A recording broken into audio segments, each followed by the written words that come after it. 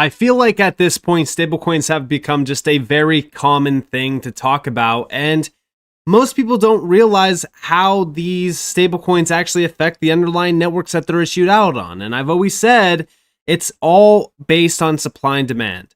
The more demand that you have for a stablecoin that's issued out on a network, the more transactions, the more volume, value transacted with stablecoins, it affects the underlying network, which is already powered by a gas token. We could just use the XRP ledger and XRP for an example here. The more that stablecoins get utilized on the XRP ledger, the more that it impacts XRP, then the value goes up. So again, we are focused on stablecoins and how big they are becoming. And right now, almost $270 billion in market cap just going off of RWA.XYZ. On CMC, I think that the market cap is at the high, like almost $300 billion level. But monthly transfer volume has been surging, $3.47 trillion right now. Holders are also up 2% in the last 30 days. We're almost at 200 million holders. So again, when we're thinking about this, stablecoins just continue to grow more and more and more. Now, yes, we are 100% focused on the top players here. We're also talking about, ROUSD as well, because ROUSD is up almost 20% in the last 30 days, sitting at almost $700 million. Monthly transfer volume is over 3.5, almost $3.6 billion as well. So again, if we're thinking about ROUSD, it definitely is, a part of the big picture here for stablecoins and just overall stablecoin adoption.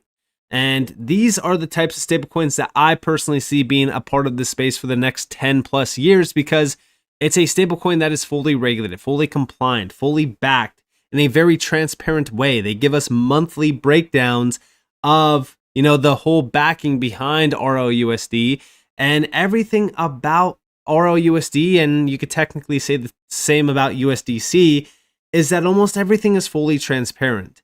So these are the types of stablecoins that I'm fully focused on. But it's not just about stablecoins. It's also about tokenization.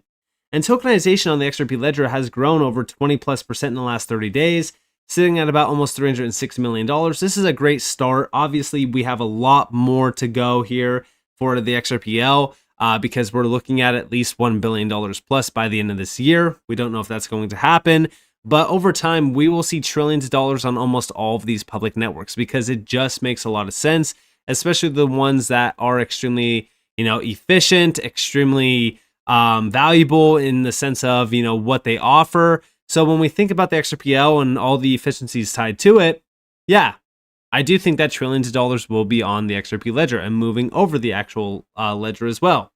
So if we're thinking about that, we need to be looking at everything happening to make sure that this becomes a reality. Like, for an example, stablecoins.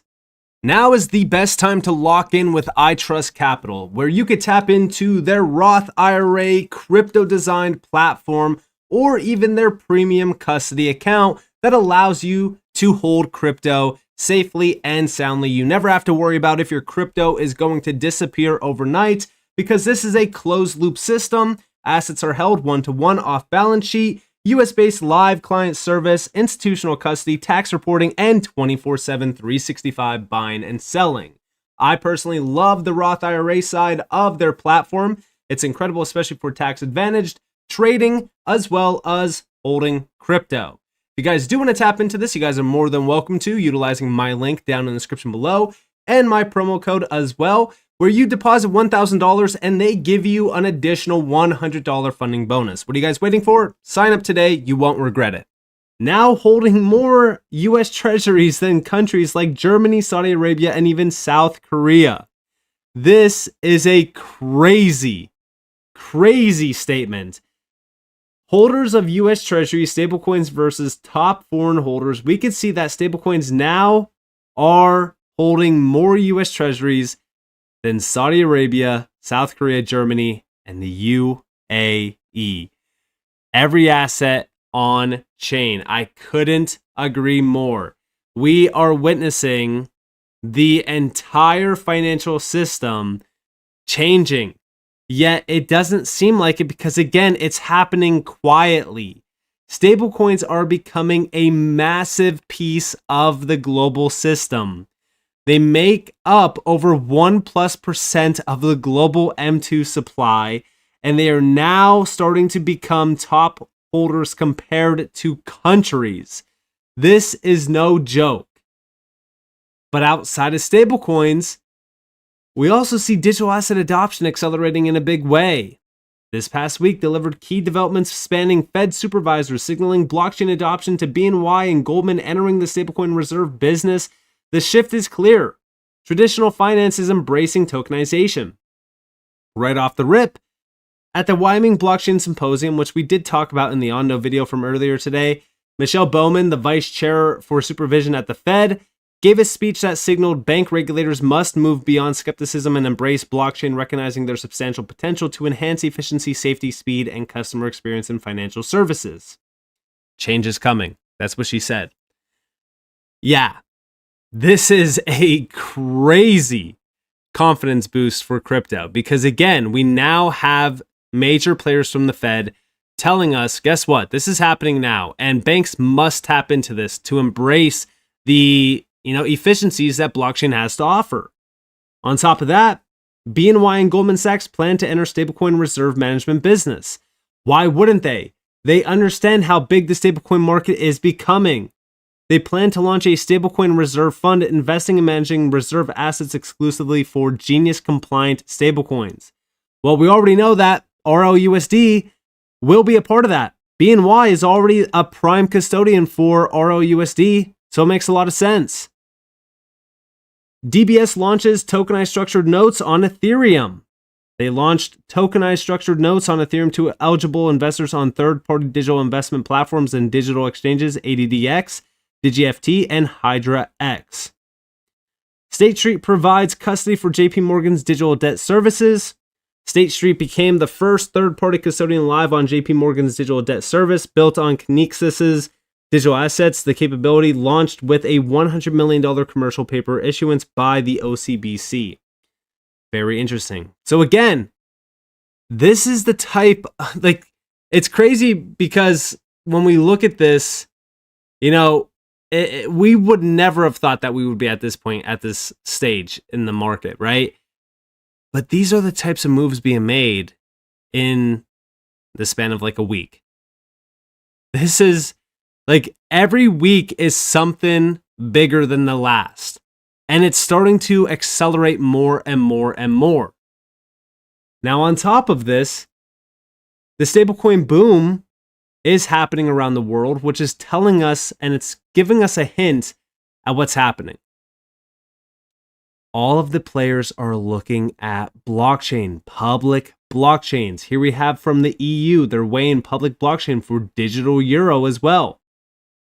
They plan to accelerate work on their digital euro, so they want to tap into public blockchains with the response to the Genius Act. Because, again, if we're thinking about what happens here, well, they don't want dollar-backed stablecoins to dominate cross-border payments. They want to make sure that EU dominate it, or EU stablecoins also dominate as well, and not just have this sort of world where, the US is already weaponizing digital stablecoins. So they are aware of this. They want to get behind it, and they want to tap into public blockchains now for the digital euro. This is very interesting to see. Now, on top of that, Japan's FSA will approve the country's first yen stablecoin. This is also another big one. This is going to be launching as early as this fall, or at least it's set to launch as early as this fall. Another big one. And then China, of course, right? We talked about this. But this is all to counter what the US is doing. The race is officially on, which is also why we continue to see more and more moves happening. I mean, guys, if I refresh this, 8 hours ago, 12 hours ago, 14 hours ago, 16 hours ago, 17 hours ago, look at how many tokenization moves are being made in just a single week. I mean, we're 4 days in now. Guys, it's crazy how fast the market is shifting. Tokenization, stablecoins, it's all booming in a much larger way. And I really don't think people are aware of just how much bigger this is going to get. What we're starting to see now, all of this crazy, sort of accelerated push on tokenization and stablecoins, like everyone's like, dude, this is crazy. Like this is actually happening. Like these things are becoming a reality. Yeah, if you think it's crazy now, give it a couple months. Wait until Clarity Act gets signed into law. These things are going to look small compared to what hits this market, because I do think that, we're going to see a massive wave of institutional adoption. We're going to see a ton of institutional capital hitting this space as well. I mean, guys, we're in the very early stages of this. But also, let's go back in time a little bit. This got posted on the 23rd by High Vibe Assets, and we have Ripple has built the entire ecosystem. This is the crypto endgame. Pay attention. Tokenization of all assets on blockchain is the only way mass adoption can happen. Real estate, stocks, art, corporate bonds, everything. Check this out. I do think it's significant in many ways. I think, what you actually have here is you have a market structure, a regulated market structure that is wrapped literally around cryptographic tokens, in this case, Bitcoin tokens, and the safekeeping of those, the record keeping of those, and the actual, kind of underlying transfer and liquidity. And so that is a market structure that is now being interacted with by the very largest financial institutions in the world, and they're coming together and working with great firms like Coinbase and others who are providing the actual critical crypto infrastructure around some of this. So I think it's a very significant moment because it's demonstrating that you can have a security or a digital token and you can have those work together. But I think the broader piece here is it underscores that, at least in the case of the SEC, and you could read Gensler's comments, and I think he's being pretty transparent about how he thinks about this, which is he lost a court case and he's just doesn't want to get sued again. That's kind of what he said, but I think there is more, because I think that the SEC has a much deeper understanding of this whole field and of the technology and of the operators and the risks and what kind of disclosures you might need. I think there's just a far greater understanding than 5 years ago, 4 years ago, 3 years ago. It just continues. And so, when Larry Fink gets on television the next day and says, this is just the tipping point. This is the tipping point towards tokenization. The tokenization of financial assets broadly and of other types of property is going to change the way the financial industry works. It's going to, change access to finance and financial products and other things, which I deeply believe. I think that's an indicator that, I think BlackRock is perhaps one of the largest securities issuers in the world, and I think it suggests confidence that tokenization is going to be coming on in a significant way, and that we're going to see some of the very, very biggest asset issuers in the world issuing tokenized versions of those assets this year. And so that's significant. And so I do think it is not just about, is this validation for Bitcoin? I think it's about the whole technology architecture, what it represents. And I think, we're all sitting here because people are interested, right? And that this is here, and it's not going away. And so I think it's a significant shift for all those reasons.